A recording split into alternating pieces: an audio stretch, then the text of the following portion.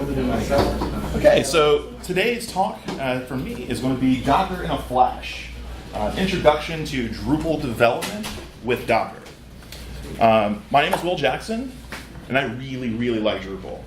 I've been working professionally in the Drupal industry for about 8 years.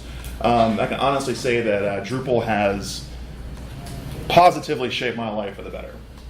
Coming to events like DrupalCamp Florida introduced me to the Drupal community, and coming to Drupal camps is a great way to meet the community just to see what it's all about. Putting on these events is a lot of hard work, and I just want to take a moment to definitely say thank you to everybody who makes DrupalCamp Florida possible. You guys are what make the Drupal community great. So I want to go ahead and give a round of applause for the DrupalCamp Florida. All right. So back to the presentation. A few disclaimers. This is the first time I'm doing this presentation, so hopefully it'll be good. There are also a lot of other Docker presentations. Just by a show of hands, did anybody go to the Docker training with Lisa Ridley yesterday? Yep, one, okay. Really good training.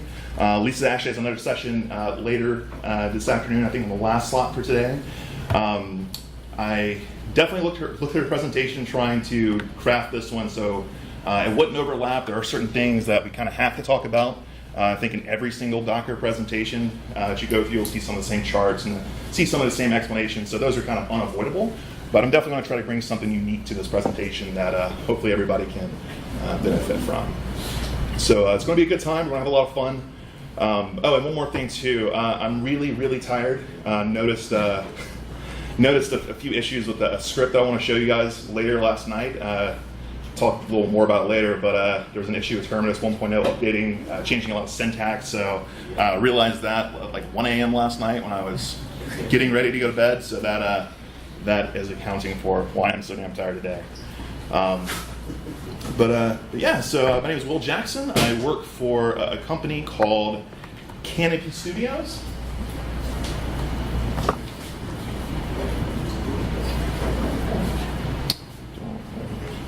Okay, Canopy Studios. We're based in San Francisco, California. We're an open source website strategy design, development, and support agency. We specialize in data-driven intelligence solutions. Canopy's a fantastic company to be a part of. They have so many talented people, and I'm so lucky to work with such a talented group of people. We contribute modules. We sponsor events like DrupalCamp Florida, DrupalCon, and user groups all around the world. And plus, they make it possible for me to come here to share my passions with Drupal and Docker with you guys. So definitely appreciate it for that. All right, so diving in, just a quick comparison. We want to talk about a few alternatives to Docker. So some of these alternatives kind of go back to traditional bare metal approaches. So we have things like WAMP, MAMP, XAMPP, LAMP's in this list too. More specifically talking about the installer programs that you download online. It kind of handles Apache, MySQL, PHP all for you. LAMP's going to be more of a, you have your own server, you know how to install Linux, you know how to install Apache, you can go and install most of your packages on your own. Other options, we have VirtualBox and VMware. Mostly VirtualBox in our industry is what you'll see. That's a virtualization approach. Similar to Docker, there's still levels of virtualization with Docker in some scenarios, but just how they're handled is a little bit different. And that's what I want to do or what I want to talk about in one of our next slides here. But first I want to talk about bare metal. So we have the WAMP, XAMPP, MAMP, LAMP, and also Aqueduct Desktop. That is based on XAMPP. So it's XAMPP is cross-platform, Apache, MySQL, PHP, Perl. So it works with Mac, Linux, Windows. Very easy to install, which is like the first pro with. This clicker's not even working.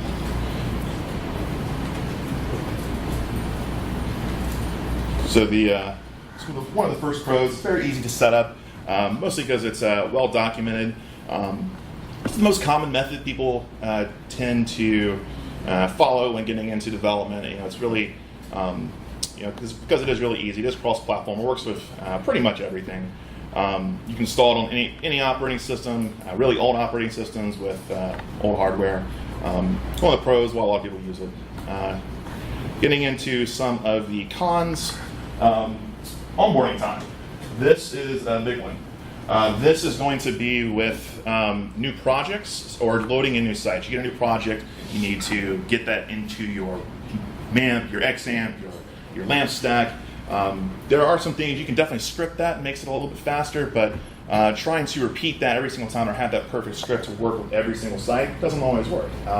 You have a little bit easier time if you're dealing with full builds, full sites, but if you're dealing with sites that maybe you didn't develop, maybe you're working with a support client, having a script to handle every one of those sites is very difficult to do, and also adds to a lot of your overhead.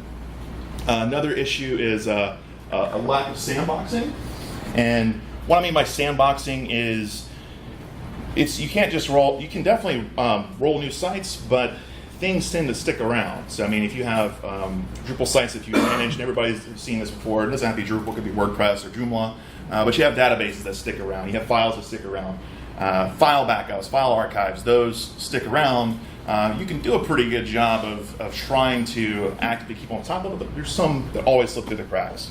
I mean, how many times have you actually sat down, you're out of space on your computer, and you're searching for that database, you're searching for that file archive where you know it's 8 gigs. You know you can get that 8 gigs back somewhere. That's sandboxing. There's part of that. So it's just kind of hard to keep track of every single one of those, especially as you start working with more sites. So another issue would be different versions of software. So trying to maintain, for example, different versions of PHP. You might have an old site for a client that's still running Drupal 6 because they don't want to upgrade to Drupal 8. Okay, well, it doesn't work too well in Drupal 7 with all the modules. You might need to maintain an older version of PHP. You could roll up a server, and there's ways to do that with a traditional bare metal setup, but it's very, very complicated to do that, or it can become very complicated. Another issue is that the configuration is not really easily shareable, meaning that I have a developer, or I'm working with a developer on a project, and they need to set up the environment. Sure, I can write documentation, I can write you a script, but there's going to be something different between your development and the next guy. So, having something that is absolutely, unimpeachably the exact same environment is important. And it's also definitely difficult to replicate that in production environment too. You never want to find out that you just slipped a bug into your code and you just found out when you're deploying to production. So I mean, having an environment that closely matches that production environment is very important. In a bare metal setup, with a traditional MAMP, XAMPP, that's hard to reproduce. So there's a good reason why people are looking for alternatives. Okay, so getting into some of the virtual solutions, we have VirtualBox and VMware. Again, VirtualBox is the more prominent. Talking about some of the pros, we do have different environments, so that is something that we can do now with virtualization. It's kind of resource intensive, but you can do it. You can have different images for different versions of PHP. If you want to have MySQL versus MariaDB, or Apache versus Nginx, you could do that, but it's generally going to be pretty resource intensive, which actually kind of comes into the cons here. But another thing is, too, you can isolate apps. Having that in its own image, its own VirtualBox is a nice way to kind of keep that separate from the rest of your machine. Whether it be for security reasons, or just being able to quarantine everything on the project to a specific directory or a specific image. That's a benefit. It is cross-platform, so VirtualBox, you can download that, you can install it with Linux, on Mac, on Windows. Fairly easy to use, very well documented, and it is shareable. So you can take these images, you can share it with other developers. There are some benefits there. It definitely is a step in the right direction coming from those traditional bare metal setups. And Vagrant. Vagrant's Vagrant's just cool. I mean, there's a lot of stuff you can do with Vagrant. It definitely optimizes the overall the building of your development environment. And some people think it might be a little bit easier than Docker and less complex than Docker. I disagree personally, but I think part of the reason that is just that there's a lot of ways you can use Docker. There's a lot of different applications on how that offer Docker, and just knowing what each one of these does and why you would want to use each specific one, I think kind of lends itself towards being why people think that Vagrant's a little easier. I don't know, I think Docker. So that's a lot of fun too. All right, so talking about some of the cons. Switch cost. So what I mean by switch cost is switching between projects. Again, because the virtual environments are very resource intensive, meaning that they will demand a lot of memory, they will demand a lot of space. When you're not actually actively running that virtual environment, it's going to offload it into your hard drive and you're going to start taking up space there. So it is very resource intensive, and you generally don't want to have multiple running at once. It's not that you can't do it, it's just that you're going to start noticing some significant performance degradation if you continue with adding more and more. So common practice is to spin one up, spin one down, keep it going that way. And operating system maintenance, because with a virtual environment, you have the entire operating system that is on that virtual environment image. So you have to maintain whether it be Ubuntu, whether it be Debian, CentOS, if that's your thing. There's some maintenance that goes involved in keeping that system up to date, keeping that in sync for yourself as well as other developers and friends. All right. So now we get to containers. Similar to virtualization in the fact that it is shareable. There are a number of ways to share a container, and there are multiple containers. Today we're talking about Docker, that's the big one, that's why we're all here. There's also LXC, which is another very popular container platform to use as well. I think Docker, I like Docker. That was the one I was stuck with first. I really like Docker. Haven't really messed much with LXC. I know a lot of people have great success with it. I think Platform SH is probably a great example of successful containers using LXC. So other things we can do is app isolation. So the way that Docker works is it shares binaries, it shares a lot of the con files that are used across a lot of your images, but the actual apps itself and what are different are its own individual process, and those are isolated. So sandboxing is a thing. When you get rid of a container or remove that, it's gone. I mean, it's there's just one thing with volumes. We'll talk a little bit more about that specifically, but there is once you're done with it, it's gone. I mean, it's a nice way to go in there, tool around. You want to get your space back, you can do that very quickly. And again, when I was saying about shared process, there's a shared kernel.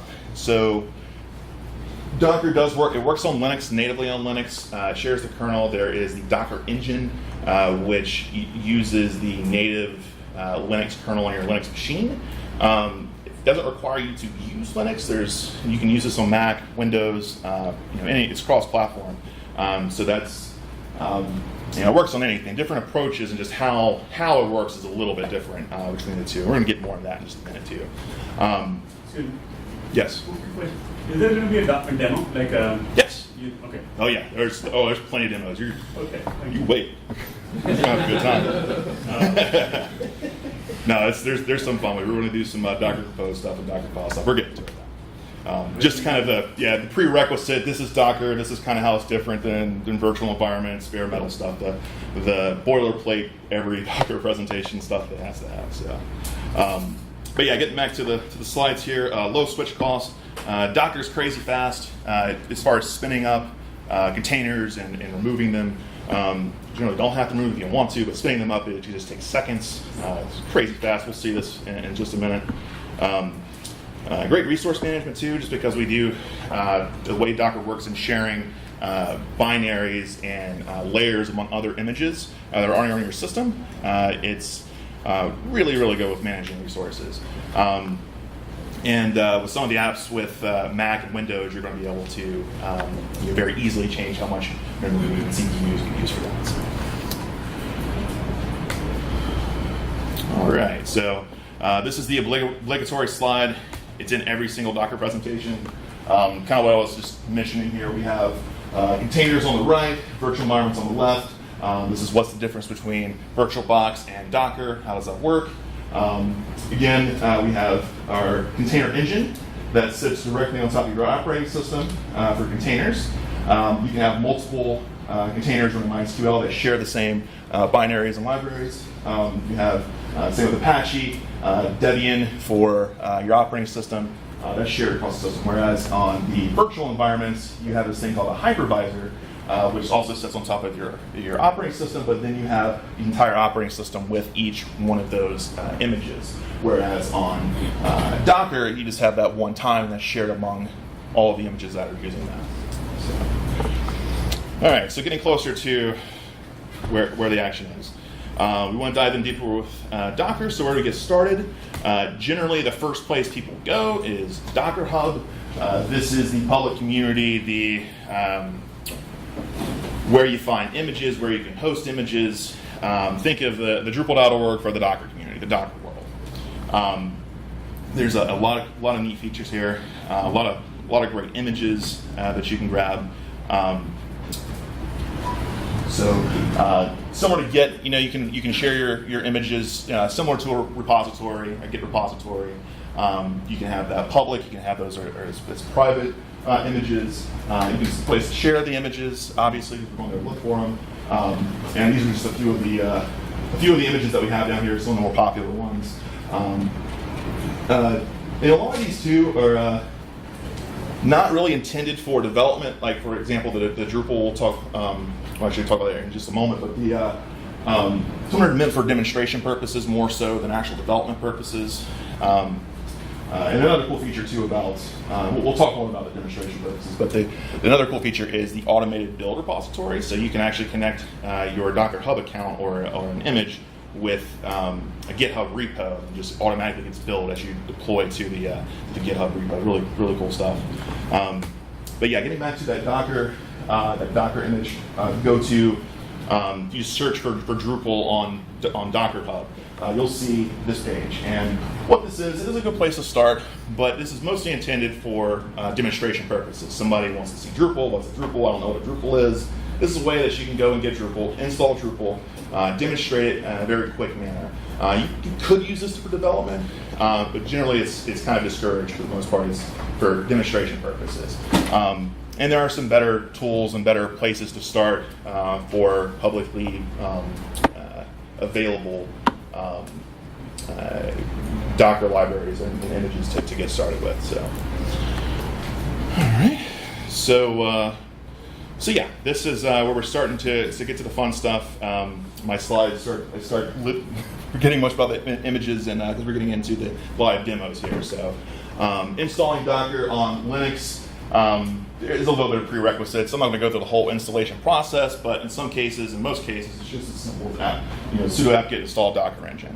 The other thing is Docker Compose. That's pretty quick too. Again, this is all very well documented, and these slides are online, so I'm writing this down. But it's very quick. You can copy and paste this command, drop it in your terminal, and install Docker Compose. I mean, if you Google, how to install Docker on insert my operating system here, you're going to find tons of documentation straight from Docker, the main Docker website, and it'll point you along or guide you along the process for pretty much every single operating system. The other thing is that Docker for Mac. So this is, if you're running Mac, if you're running Windows, they have two versions. So this is Docker for Mac. You need to have a 2010 Mac or newer. Reason for this is that the Intel chip inside of those support hardware virtualization. That's why you need that specific model. I don't know if it's like the mid, early, or late 2010, but I think it's 2010 is what I have in my notes here. OS X 10, 11 or newer, that's El Capitan. And this comes with a few things. It comes with Docker Engine, which is the main app for Docker. Comes with the command line client. Comes with Docker Compose, which in Docker Machine. Docker Compose is a lot of fun. It's just pretty much everything you need to be a out of the box Docker Ninja. And really, it's really simple. I mean, you just go download this app. It's a DMG. You drag and drop it. You're done. I mean, it literally takes 5 minutes. Windows has a similar thing. You just go download the installer, install that. It requires 64-bit Windows 10 Professional. The reason why Professional is because Home Edition doesn't come with the Hyper-V feature. That's something that you have to have in order to use Docker for Windows. Docker for Windows is an actual program, so you can still use, if you have an earlier version, you can still use Docker on Windows. It's just Docker for Windows is the specific program that would be recommended if you can use that if you have the hardware. And then there's also virtualization. You have to have that enabled as well, so it's not just the Hyper-V. But yeah, this is really easy. Just install it, follow the prompts. It's a very, very traditional Windows installer. Some of the apps, this is very similar. So the left is going to be Windows. This is if you want to share, like which drives and stuff you want to share. Similar to that on the Mac, a little different interface. We've got some of your advanced settings. So if you want to control how many CPUs Docker is using, how much memory Docker is using, you can do that from both of these. So left, this is Windows, this is Mac. Same thing. Same thing there. So getting to Docker Toolbox. Docker Toolbox is great for older machines. If you lack the hardware, you don't have everything there. What Docker Toolbox is it's a VirtualBox image that actually has the version of Linux that you need. So going back to that model that's different between Docker and virtualization, it kind of renders that moot at this point because you are using VirtualBox at that point, but it's not quite as bad because you have VirtualBox, but then you have just one Docker engine on top of that, and then Docker's doing its thing from there forward. So it's a little bit more overhead, but not as much as using like traditional VirtualBox here. So it's really easy to use. You download it, just install it in Windows, Mac, and Linux as well. This is the installer for that. So you've got pretty much the same thing you had in the other installers. Just includes VirtualBox. So this is getting into data volumes. So now we're getting into more specific things with Docker. We're still going to get to those live demos here, but just want to mention a few things first. And actually, this is the main one here. Data volume is essentially where you mount something inside of a drive. So like if you mount or if you run a Docker container, that has files, that has a Drupal site, that has your stuff that you need to get to make edits. A volume is a way for you to mount a directory on that container to a directory on your system. So that way you can access your code, you can access the things you need to change, you can build your site. And we're going to pass some commands. We're going to see that these data volumes, they're initialized when the container is first created. And if you were to use something like that Drupal image from Docker Hub, and you were to mount that Docker, actually the files would go away. It's kind of a default thing that confuses a lot of people when they're first kind of getting into Docker mounting some of those publicly available volumes. That happens by design. But one of the things about this is that the data volumes persist when a container is deleted. So if you just were to delete a container but you didn't mean to, or you weren't quite ready for it, it is a way for you to retrieve that data so you don't feel dumb. You just remove the container and now all the data is gone. So that's a way for you to still get that. There's a few flags you can pass to get that. But Docker Compose. This is where it starts getting a lot of fun. So I'm sorry if I'm putting some of you guys to sleep. But Docker Compose. This is where all the magic happens. This is where you can take a bunch of different Docker containers, link them together, and make them work with each other. So I can have one container that is running PHP, another one that is running Nginx, another one that's running MariaDB. And these are 3 independent containers. What Docker Compose does is make these work together. It actually links them together so that when you're in, for the most part, different servers, what it's going to feel like, you can still run like drush commands and then run that on the database that's linked to that same container. Yes, sir. So running them separately, MySQL, Nginx, and PHP in separate container, for example, seems like a good thing for production. But is that how most people would do for even development and all that? Yeah, so it's probably the most common way, yes. And I've got actually examples. That's a fantastic question. I've got examples of both for development in this presentation. So the way I think a way to really understand Docker and to start building your own images, building your own custom workflows for how you're going to use Docker with what you're already used to, going the route of having like Apache or Nginx, whatever your web server is, PHP, MySQL, having that all in that one image is a great way to learn because it's still very familiar. You're still familiar with how to connect to a server, how to install a program or software, and build out what you need. So yeah, there's definitely different ways to go about doing it. There are some advantages to having that separated. Mainly, it's just making sure that you have the most recent versions, making sure that if you're working on a project with a lot of other developers, to make their environment changes. It's a way that those just the parts of the environment that are being affected can then be modified, deployed, and then when you do like Docker Compose up, it'll pull down just that those new changes from your remote. So so this is Docker Compose. Works great with CI workflows. You can document, configure op service dependencies. So it's very straightforward to look at one of these files. We're going to look at one in just a second here, but and also you preserve volume data when you do that. So like we were just talking about, if changes happen to a Docker image, you update those changes and those custom revisions on your local volume are going to remain the same. It's not going to overwrite those. That's a feature.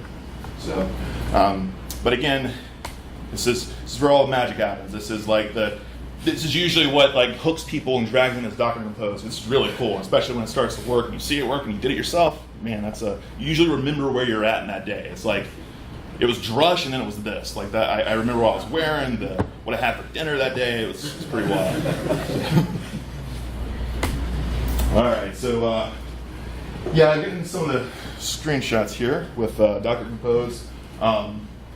So again, I mentioned it's going to be it's pretty straightforward. Docker Compose uses a YAML file to store its configuration. You execute, update this with a simple command: Docker Compose up. The Attendees for Damon.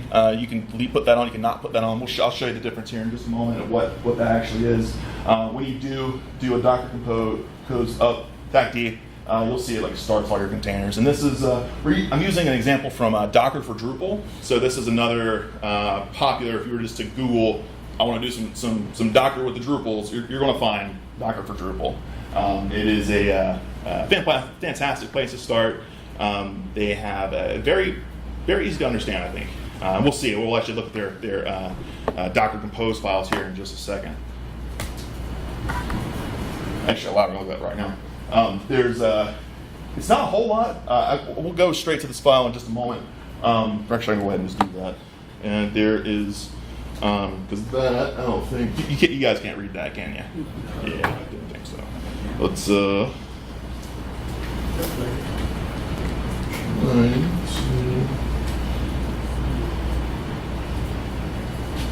having this behind me is kind of.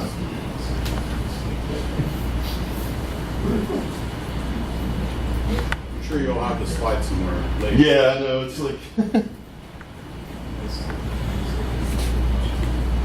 Oh, of course, it's on the other one here.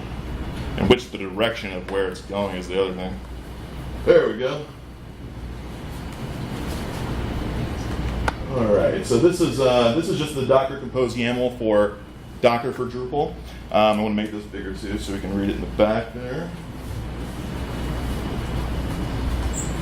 Oh. Can everybody read that? Good. Oh, this thing wants to work now. Awesome. So we've got when we first initialize, we have our services. Services. This is kind of like the what wraps everything. So we have in this heading we've got MariaDB. We have PHP.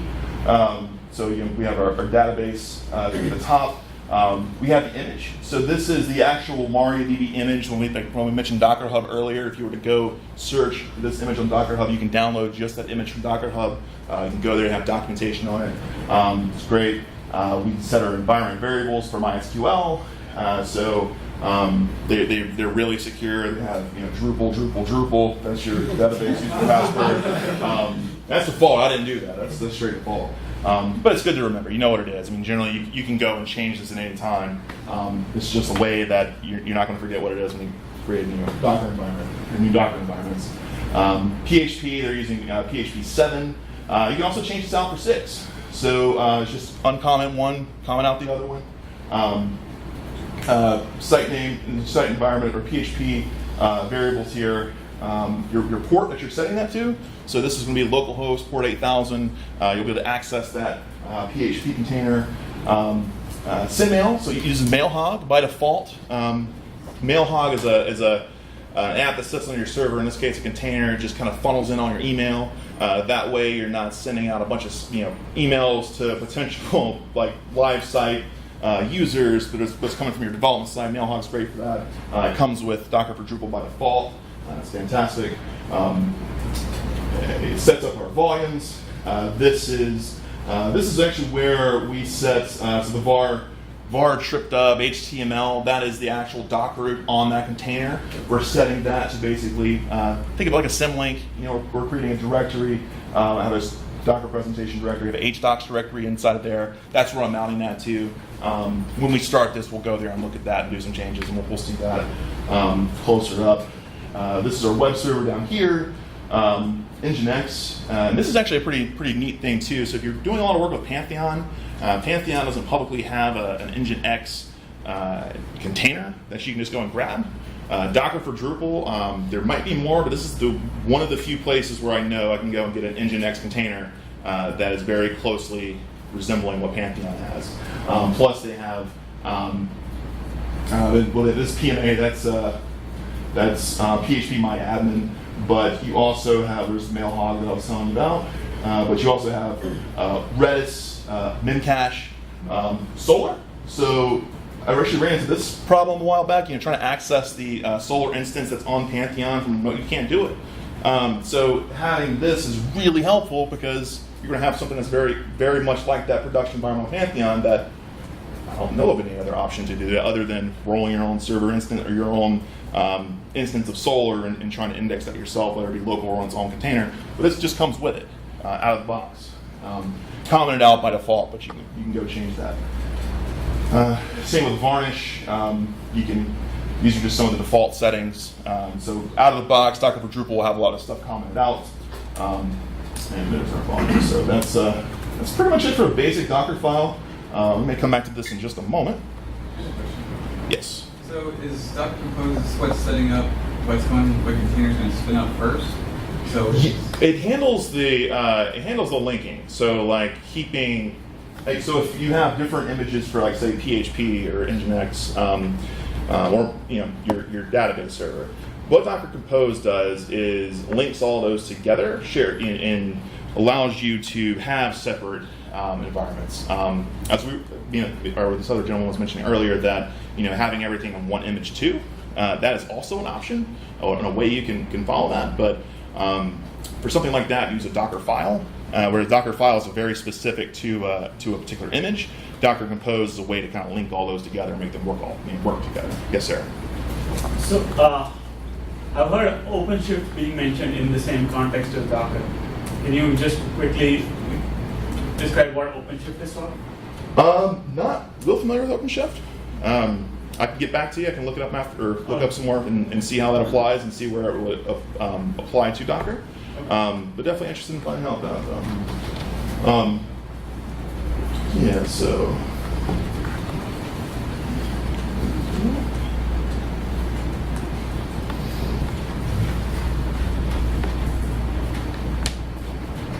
Let's take them off.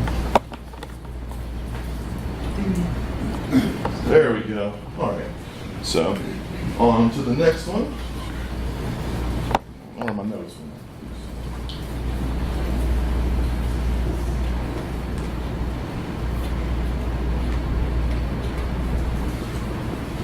Apologize for this. There's a certain part where I wanted to jump into the demos. I thought it made the most sense. I don't want to miss that part because then it'll be out of there.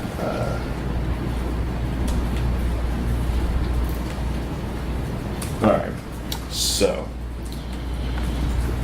custom images. This is kind of getting into the point we were talking about earlier, into building your own image, something that fits your workflow. You can include your own favorite tools. You can add custom scripts. We're going to look into that specifically too.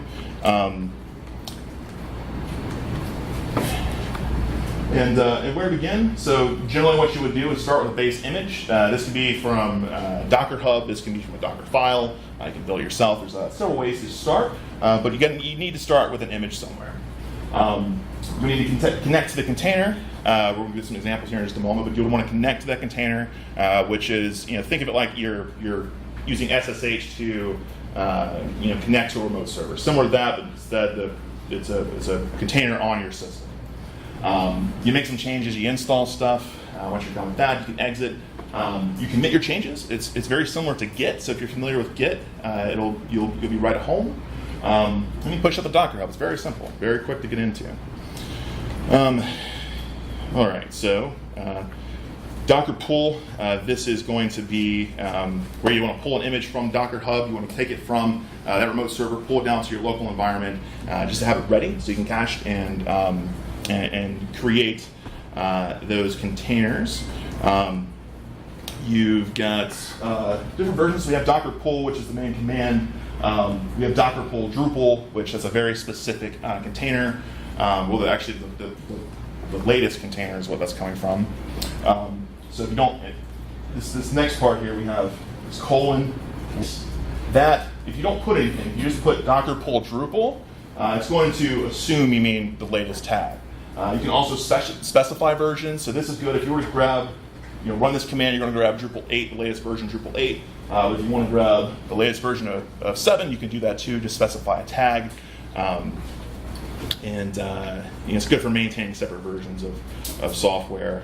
PHP is another example. So like version 7 versus 5.6, you could do that way. Image tags. So again, you would, and you can pull these separately. So like the latest version of Drupal would be a different pull or a different image than the 754 image, obviously. It would share a lot of the same layers, and like the operating system binaries and libraries, that would be shared, but the difference between Drupal 7 and Drupal 8, that would be different. We'll see that here in just a moment too. We're getting there, I promise. We're finding tags, so if you go to the actual project page, you'll see this link up here for tags. It has all the versions. You find the version, find your tag, grab it there. Right, so then we've got Dockerfiles. So a Dockerfile, as I was mentioning earlier, this is more specific to the image itself. This is a very, very simple, very basic example. From this, I have a Drupal 8 image that I already have on Docker Hub. It's using that as a base image. Maintainer line, just who you are, who's the author. Environment variables, so like who is the Apache user in this case, tripped data, where the actual log directory is. We have a script, a startup script. We're going to look closer into this, but this is if you want to include some sort of custom logic after your container is created. Commonly, it's used for, and actually in this example we'll see, we have something as simple as just like starting Apache and MySQL. So it's some simple things you can do with that script, or you can do some pretty crazy stuff too. We'll also see. You make directories. So if you want to pass certain files from your local system over to that container, you can create a directory and then like copy. So the assets directory is on my Mac in this case, but I want to copy that over to this temp assets directory on the container. Entry point. Just some kind of cleanup work. It actually drops you into the work directory here, var trip.html. Pretty straightforward example. And when we build this is if we have like a Docker file and you do Docker build, Docker engine is going to go through each one of those lines one by one, check them. It'll say here using cache. That means there's no changes when this new build happened. We'll just continue to use that. It's using cache. And in this particular example, nothing really changed, but if anything changed, it'll say updated and have a new hash ID for that particular change. Other commands we'll use, Docker PS. So PS is, I want to check for active containers. What containers are running on my system? That's Docker PS. You'll get something that looks like this. This will have your image name, the hash we're talking about. That's the container ID. We've got the commands that's running, when it was created, status for it, port forwarding. That's an important thing. When you start getting into like custom scripting, is you have to be mindful of ports. That's another thing too. So you don't want like Xdebug, for example. If you use PHP Storm and you want to use some of the advanced features with that, you want to have a similar port for Xdebug configurations. So if you have multiple running on the same port, you're going to have trouble there. So it's something that's kind of remember when getting into this. And then names. Docker by default will create, if you don't pass it a name or give it a name, it'll create kind of a cheeky name. In this case is Dreamy Minsky.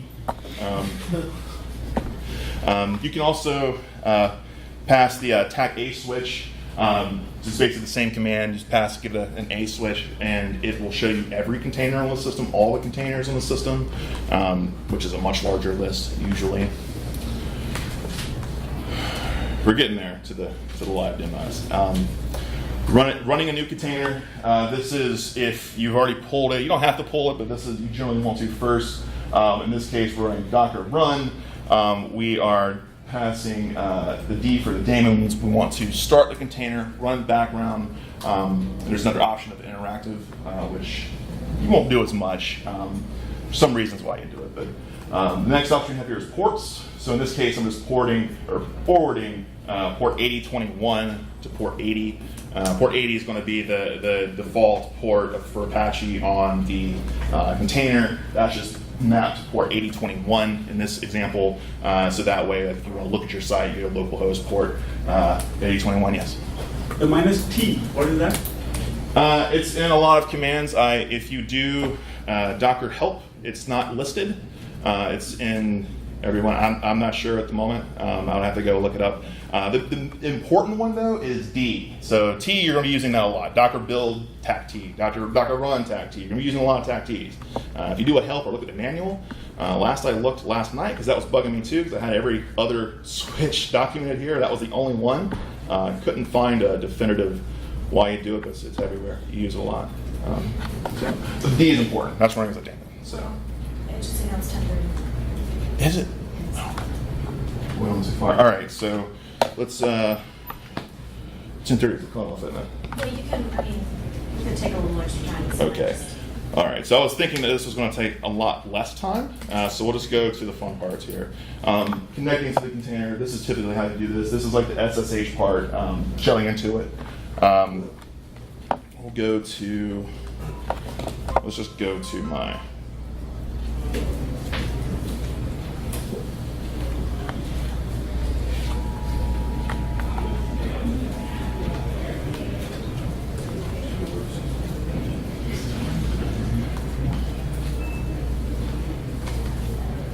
okay.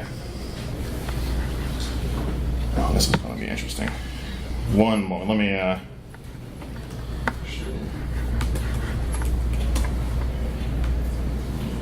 mirror these screens, so that will make this a lot easier to go through.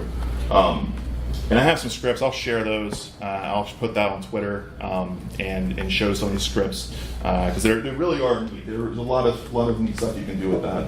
I just want to mirror these screens so I can kind of quickly go through. Is your PowerPoint going to be online? Yes, it's on. It's already online. I will. I'll tweet up, or I'll send out a. I'll do a tweet that has the links to that to the slides here. This is not where I need to be. You can edit your session. The session node on Florida DrupalCamp. You can edit and stuff there. Oh, okay. Yeah, that's a good point. I'll definitely go do that.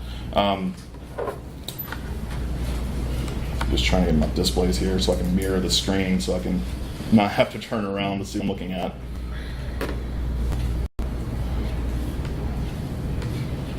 Okay. All right, great. So we're going to quickly take a look at some things. I've got let me make this bigger. Everybody read that okay? Okay, clear screen. Docker for Drupal. So if you go download Docker for Drupal, you're going to notice that we have this Docker Compose file. This Docker Compose file, we saw it earlier, it defines the environments, it links everything together. Once you have this installed, you can do Docker Compose. Let's compose up. Still confusing. Chad, what? That's what happens when you get in a hurry. So let's do attack D. I didn't put the trying to hurry. You always miss things there. So what we're going to see here is all these get started, and it's going to start PHP MyAdmin, the database, MariaDB, PHP Mailhog, Nginx. That's the default set that we had uncommented. If we do Docker PS, the other command we saw, we can see that these are running. This is kind of running off the screen, but it's there. Trust me. So there's port 8000. If we go to port 8000 on our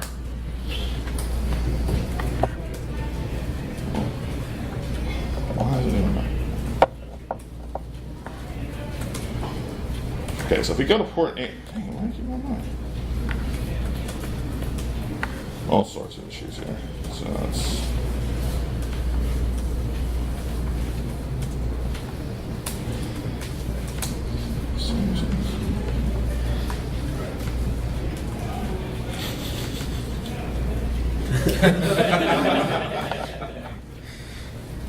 all right. So localhost port 8000. Finally. Okay. If we go to port 8000, we will see.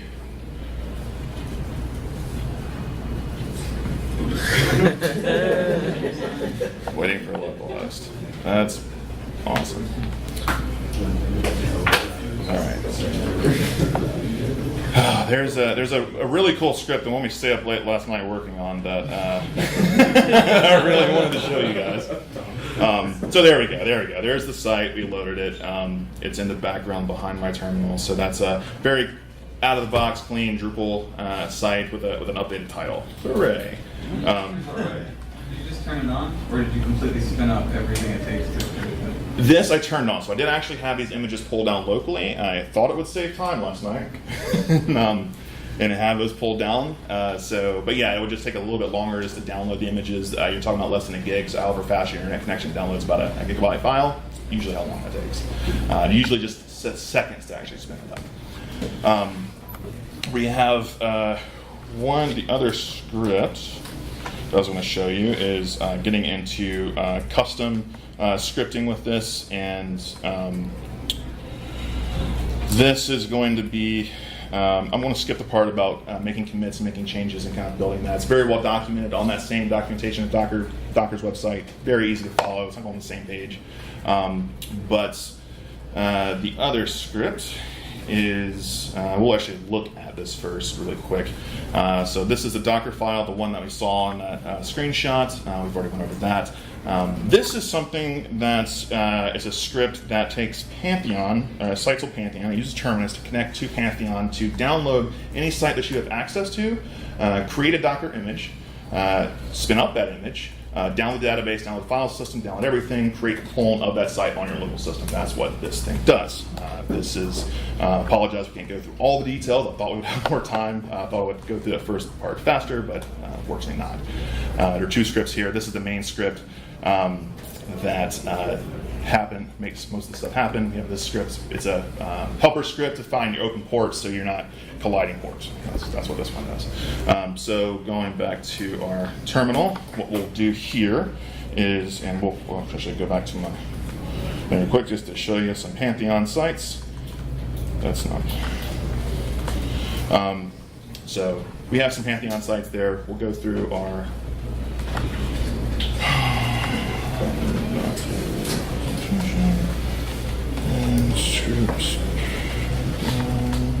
and back up Pantheon. So we'll run the script. It will use Terminus. Terminus is a command line tool from Pantheon to interact with a Pantheon site from your local machine. In this case, we've connected this. We've added a sample site called DC4 to 2017. We have Canopy Studios. I'm just going to pick Canopy Studios because that one actually has stuff in it. That's not just a hello world. This is a Drupal site. So in this script, we specify the actual site that we want. It's going to ask us which environment we want to clone. I'm going to say dev, just because I know this one works. It will do things like download the code base. It'll download the file system. It'll download the database. Some things you can change with this would be like stage file proxy, which is a module that you can use not to have to download all the files from a site. Really useful in saving space. This script, I got a really big hard drive on what this script normally sits on, so it's not a big deal, but it's something you may want to consider putting on a laptop or your local machine. Pulls that down, and actually while this is happening, let's just take a look at this script again. We'll go over it real quick, because this does take a moment to go through. We have our Pantheon script. Actually, we'll start with the Dockerfile. Dockerfile, we've already went over sets basic environment variables. Then we have our startup script, which we don't have loaded, but that effectively just starts Apache and MySQL.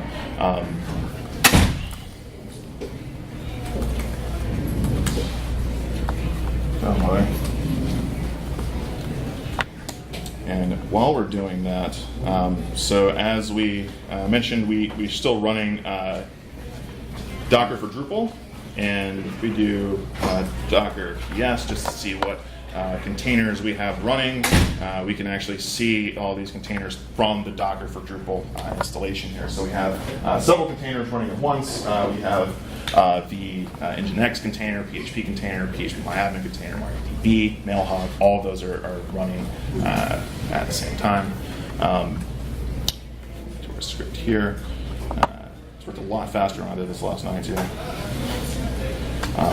But I'll let that run. So while this is finishing up, does anyone have any questions? Does anything specific? I'm going to hang out the Genius Bar for a while. If anybody's interested in this, I'll be glad to share this code, give you a more personal demo, something where we actually have a little bit more time. Again, apologize for going over here. And yeah, so it looks like it's still downloading that code base, so I'm probably just going to leave it here. Questions? Yes? Yeah, we had some issues with getting it to work well on Mac, getting Docker to work well on Mac, and I think it had to do with the file syncing, how that was like a non-issue on Linux. Yeah. So there's an option. So if you go to, well, we were using Docker for Drupal or just Docker engine itself, just Docker period. I think. Yeah, I mean, it was in the context of using it for Drupal, but yeah. Gotcha. Yeah, there are some options that you can pass to us in Docker for Drupal, for example.